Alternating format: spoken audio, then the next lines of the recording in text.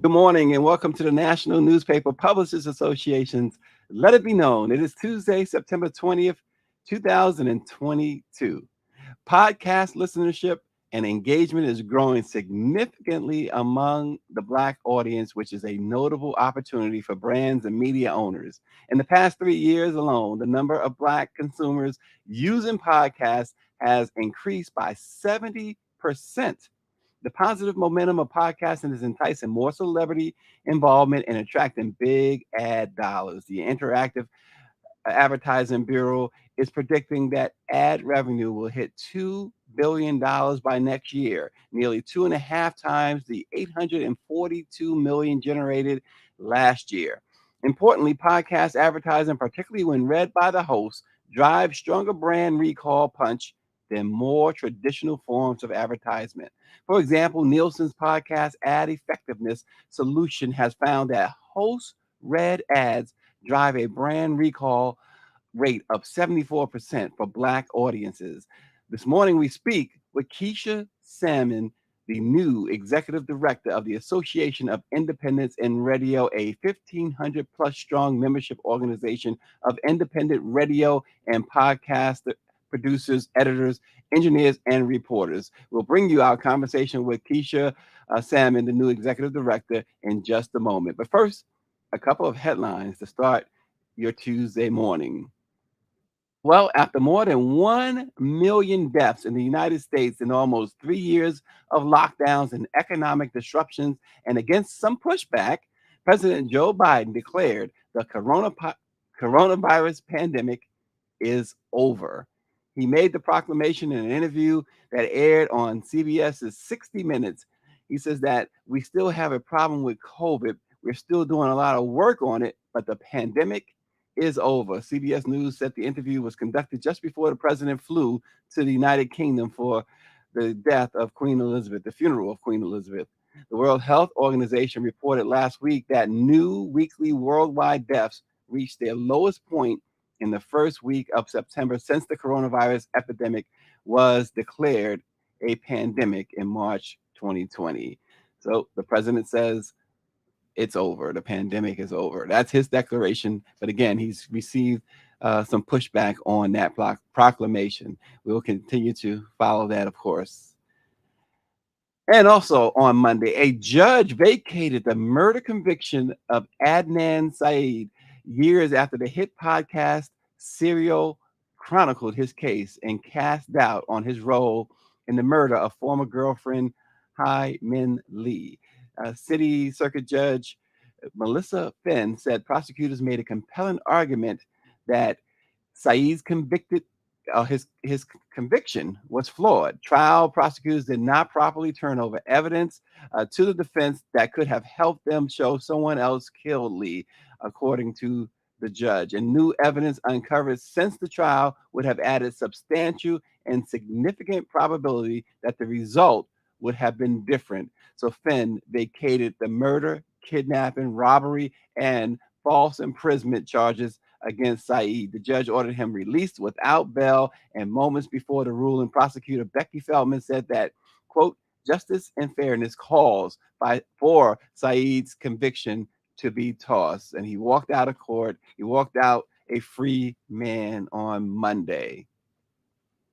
Now, turning to our conversation with Keisha Salmon, the new executive director of the Association of Independents in Radio, who talked about the importance of Blacks in podcasts and what it could mean potentially financially and otherwise for the future. Let's take a look at our conversation with Keisha Salmon. Good morning to you, Keisha. Good morning. Good morning. How are you? Great. I guess we got to start by saying congratulations. Yes, thank you. I really appreciate it. I'm so excited to get started in this role. So let's start off with the basics, Keisha. I'm sure there's still some people who haven't heard of AIR Mhm. and understand what you do. So fill us in. Who is AIR and what do you do? Okay, so as you mentioned, we're a membership organization and we work in the radio audio industry and we work with podcast producers, engineers, reporters, just anyone that's telling, really authentic stories through radio. And it's a membership organization that has been it's been going on. Next year will be our 35th year anniversary. So it may be new to some folks now that, I'm introducing it to my network, but it's a long running, strong membership organization that's been doing a lot to help sustain the industry and give people who want to be independent producers, the resources and tools to actually make a living out of that. Yeah, and so talk about that too, Keisha. What are some of the important tools necessary for this, for freelancers in particular? Well, one of the biggest tools for that we've been able to really use and help freelancers is our rate card. We make sure that they understand their worth and to make sure that they're competing with other commercial podcasters or producers or engineers, and they understand that there is value in their work and that industries like radio have like these really intricate tiered salary and freelance rate cards, and we're making sure they understand where they fit into that whole hierarchy. And one of the main things is like the larger our industry, the larger our membership grows, the more we can input on what other people are making, so we can keep increasing that salary conversation. Yeah, and that's important. Obviously, important. Salary is important, but also being able, knowing how to bill, knowing how to get paid, right? Because I hear a lot of freelancers with that issue. And if that is that an issue that stretches into independence in radio.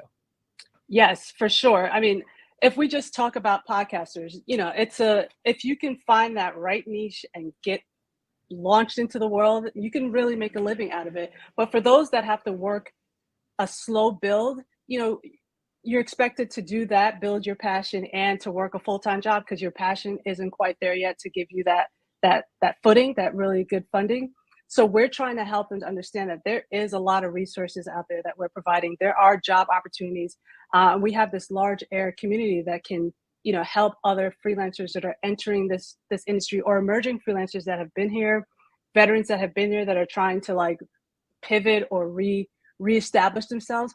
We're Mhm. really trying to be that network to help our community understand that independent doesn't mean free. It doesn't mean low cost. It means a strong working community that wants to have a sustainable living doing what they love. Yeah, and how it's a challenge, I know, and when you think about, I know you have over 1,500 members. The membership is over Yeah. 1,500, but particularly, can you speak to how challenging it can be for minorities, African Americans in particular, people who look like us? Yes. So in any industry, as we know, it is challenging to be brown or black, and to be specific. And just like at AIR, we're really looking to, change that dynamic. Like we're really putting a big effort into building equity for our Black creators, building, really providing that space for them to grow and learn and give back to that same community that helped to support them. And I think one of the biggest things that I am really proud of is that me being part of this leadership is going to be one of our big focus, because it's important to look like the people that you're trying to support. And I've I am definitely I've been in public media, and a lot of the leadership didn't look like me, our audiences. So it is important that we are now reflecting back to the community that we're supporting. And podcasting, you mentioned podcasting. We know that just about everyone's just like journalism, just like print journalism. You got the bloggers, right? And podcasts, there's so many now. How does one go about finding a niche there? And again, this is the Black press, so we want to kind of focus on people of color. How do they go about that? So we have a lot of workshops. If you're into podcasts, the best thing you can do is join the AIR community. It's a really low cost membership community, and it comes with this overwhelming amount of resources and tools and workshops, and just a really sustainable community. And it can help you start from, I have an idea of a podcast that I want to do, but I don't know where to go with it. And there are workshops that'll get you through ideation all the way to full production, and then work with you on trying to get advertising dollars so you can start making money off your podcast, or partnerships with other there's a workshop, a training seminar for any stage of where you are and what you want to do. And then being that it's such an open industry when it comes to podcasts that there's so much opportunity for anyone to get involved who really have a passion to. But we're really seeking people who want to bring like really strong stories, authentic stories to Mm-hmm. the podcast world. And that's one of the things that Air is trying to do is like really talk about yourself, your community, and what we're going through, because it's important that we have our voices telling our stories. Oh And yeah. that's one of the things we want to strengthen. Yeah, and you're not just looking for uh you don't just advocate for those who are on air, right? It's the editors, it's the producers, the engineers. Talk about that too, because a lot of people, when you talk to different ones, that seldom comes up behind the scenes. Yeah, so it's Air, our members come first. So if you're part of the Air community, we're definitely advocating for our members. But to do that, we have to remove a lot of barriers in the industry. So if you're not part of the Air community, you will still benefit from the work that we're trying to do. Because we're really trying to level the playing field with independent producers and podcasters, and competing with those that have a commercial backing, or there's, other opportunities for them to get funding. And we really want to find that space where our members, and along with those who haven't joined yet but are reaping some of the benefits of just us advocating strongly for a very open opportunity for Black, Brown, and anyone in between that to be able to tell their own story and to be able to make that a living. So it's not always just a hobby, and then you have to work a full-time job that may not pile into that passion that you want. Yeah, and let's talk about you, Keisha. We're talking to Keisha Salmon, who has been named the executive director of the Association of Independents in Radio or Air (AIR). Keisha, there. So the internet came along some years ago, right? And newspapers and news organizations kind of fell behind the eight ball there, right? They kind of it came along slow, and now it's this talk about digital podcasting. Um, that's there. Are we at a stage where you better get in or while you have a chance? Or talk about that. Is it what stage are we with podcasting right now?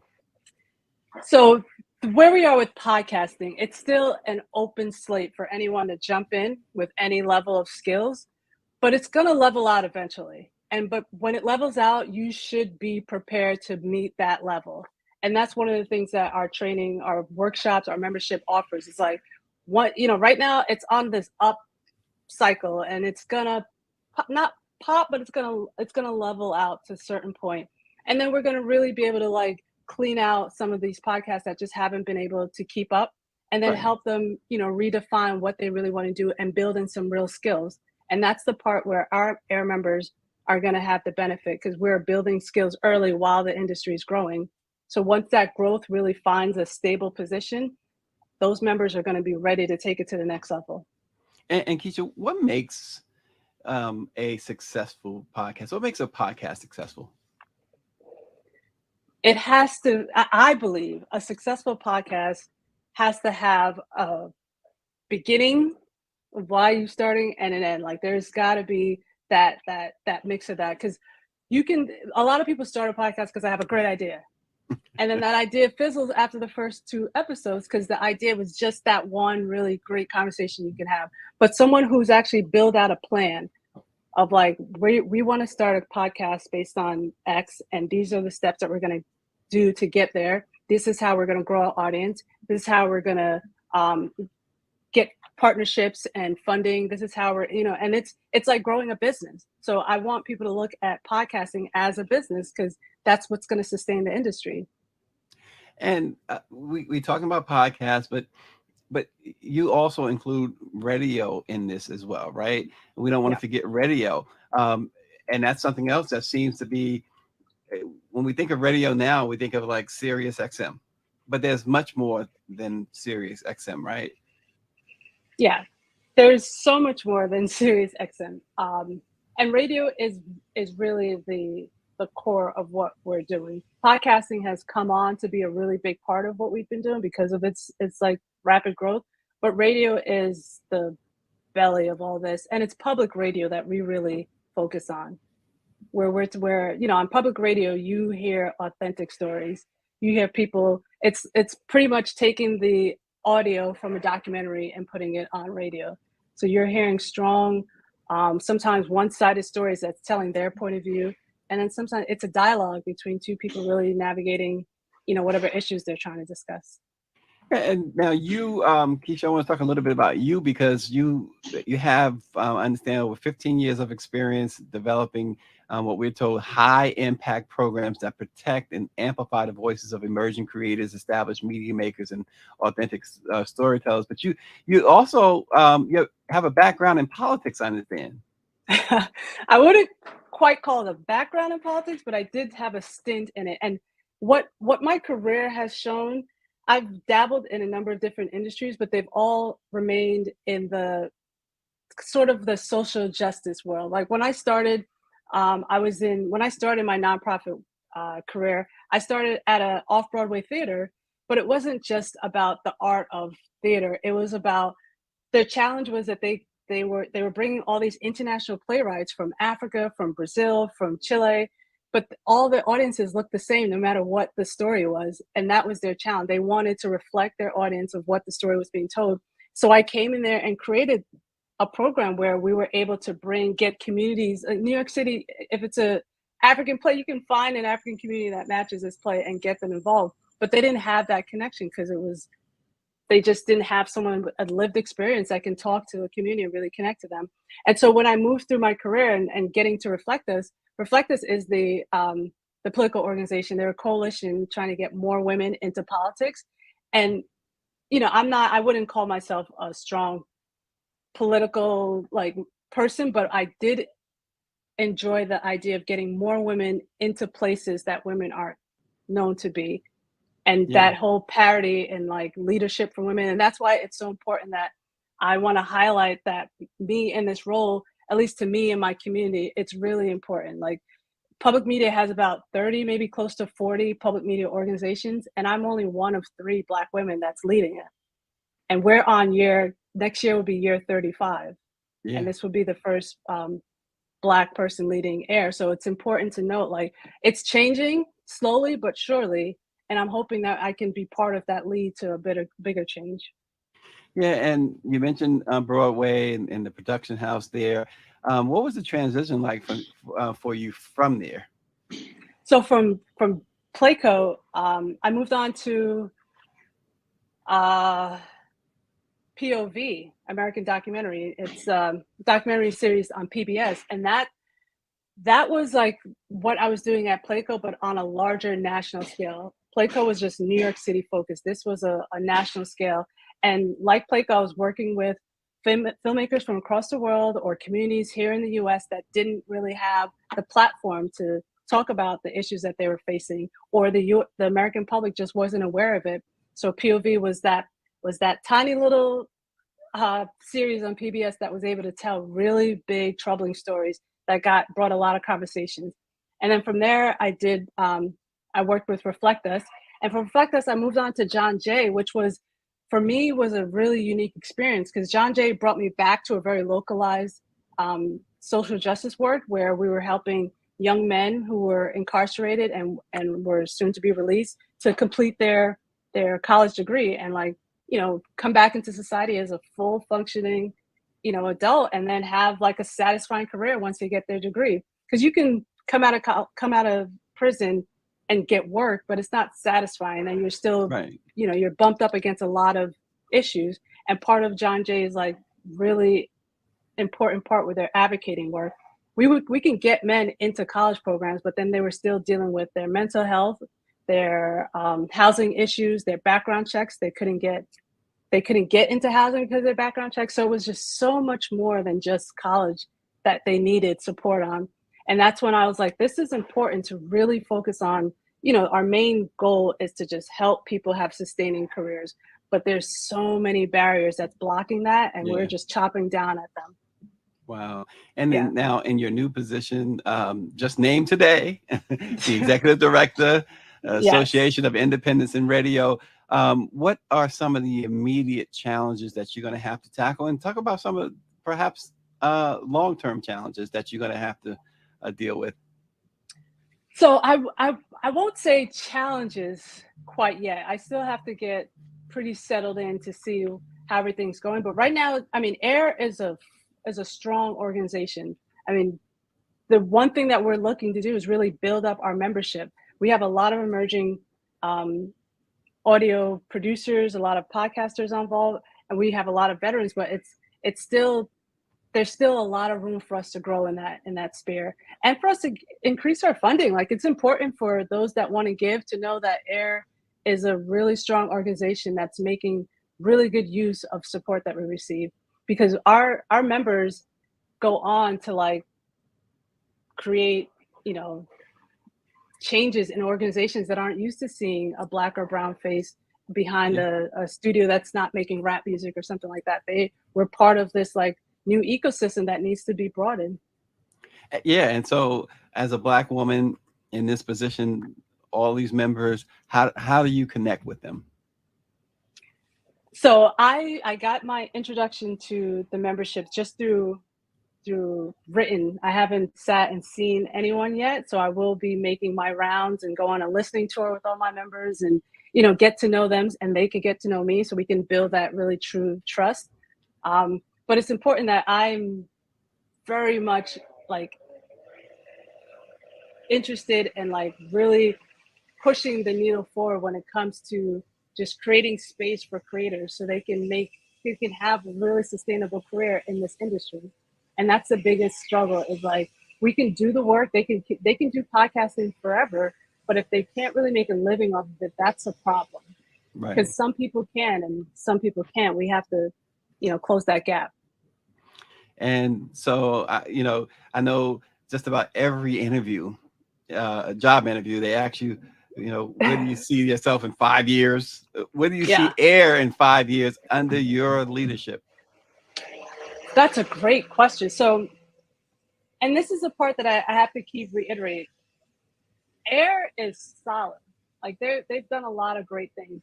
So what right now, just thinking about it, it's just really maximizing and amplifying what's already being done, and then making sure that we're really being intentional about making space for our, you know, historically neglected voices. To make sure that there are Black and Brown people that are involved in like these decisions. And our membership, from what I can remember, our membership is not reflective of that conversation just yet. So I think we may be more on the non-Black side, and we need to increase that, Yeah. And because I how don't do know you do if, that? well, that's the thing. I know a lot of folks that are in engineering, audio engineering, a lot of people who are podcasting, a lot of audio producers, but I don't think they understand that there's support out there for you. You need to, and the one thing about Black people, we know we need community. We know we need our tribe. Like, that's what sustains us and keeps us going, so we can block out all that noise. And it's just the same thing. This is just like it. The only challenge that I'm seeing is that when you join AIR now as a Black creator, it may not feel like that tribe that you're used to if you're hanging out with your friends or you're looking for a mentor, but it'll get there. And the more of us that join, the more of us that start sharing our stories, the bigger and brighter it will be for everyone. Yeah, you mentioned mentors. Um, it's really important, right, to have a camaraderie. In addition to, if you have a mentor, great, but that camaraderie where everyone's pulling in the same direction, right? Yes. Yeah, that's the biggest thing. And our members vote on the board. So they're really an important group. Like, they really control the movements of AIR. And so listening to our members and seeing that one of their biggest asks is that we maintain like really strong the rate cards, to make sure that we're staying on top of what audio producers and engineers should be paid, and also that how heavy handed we will be on advocating for more access for our members, especially members of color. And that's one thing that's really important to me. Yeah. And what's the website, Keisha? airmedia.org. And, AIRMEDIA.org. and you mentioned, growing the membership. Somebody wants, if they're independent. I mean, what's the criteria? I don't want to put words in your mouth. What's the criteria to be a member?